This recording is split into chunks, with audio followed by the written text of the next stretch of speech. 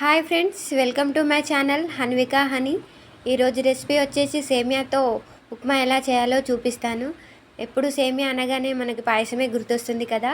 ఇలా సేమియాతో ఉప్మా చేసుకోండి, చాలా బాగుంటుంది.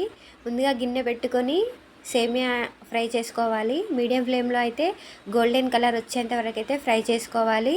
ఇలా ఫ్రై చేసుకున్న తర్వాత నేను ఒక ప్లేట్లో వేసుకున్నాను.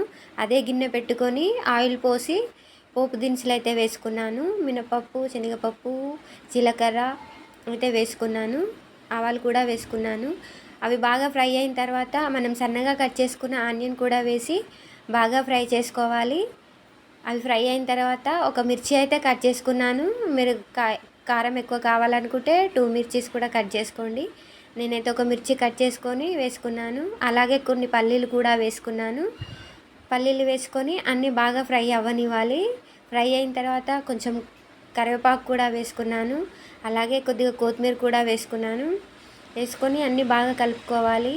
అన్నీ కలుపుకొని ఒక 2 మినిట్స్ అయితే మూత పెట్టుకొని మంచిగా మగ్గనివ్వండి. అవి మంచిగా మగ్గిన తర్వాత అయితే 1 గ్లాస్ సేమియాకి నేను 1.5 గ్లాస్ వాటర్ అయితే తీసుకున్నాను. కొంచెం మెత్తగా కావాలనుకుంటే 2 గ్లాసెస్ కూడా తీసుకోండి. టేస్ట్కి సరిపడా ఉప్పు కూడా వేసుకున్నాను. వేసుకొని మూత పెట్టుకొని అవైతే వేడెక్కాలి.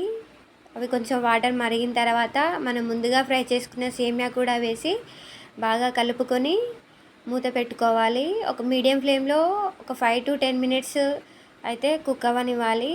అలా కుక్ అయిన తర్వాత అయితే ఇలా వచ్చింది. చాలా బాగుంది, మంచిగా కుక్ అయింది, చాలా టేస్టీగా ఉంది. మీరు కూడా ట్రై చేయండి. ఎప్పుడు రవ్వ ఉప్మానే కాకుండా ఇలా సేమియాతో కూడా ట్రై చేయండి, చాలా టేస్టీగా ఉంటుంది.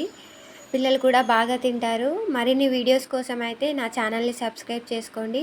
అలానే లైక్ చేయండి, సపోర్ట్ చేయండి.